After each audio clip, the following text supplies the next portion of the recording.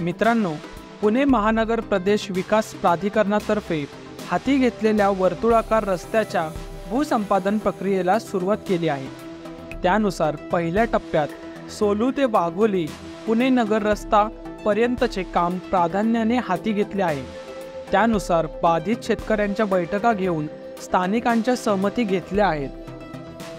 PMRDAच्या प्रस्तावित 88.13 किमी लांबीचा रिंग रोड प्रकल्प हाती घेतला आहे। टप्पेनिहाय रस्त्याचे काम करण्यात येणार असून पुणे मुंबई एक्सप्रेसवे ते नगर रस्ते विकास महामंडळाच्या MSRDC रिंग रोडद्वारे जोडला जाईल। त्यामुळे शहरांग अंतर्गत कोंडी कमी वाहतूक होण्यास मदत होणार आहे।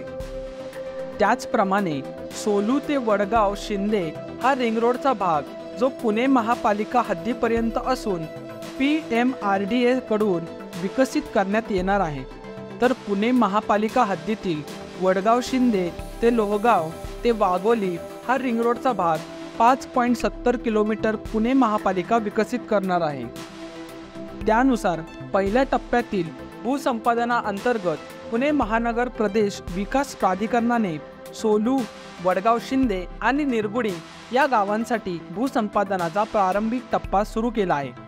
याबाबत वडगाव शिंदे येथील प्रकल्पात बाधित शेतकऱ्यांची बैठक घेऊन सहमती देण्यासंदर्भात माहिती देण्यात आली।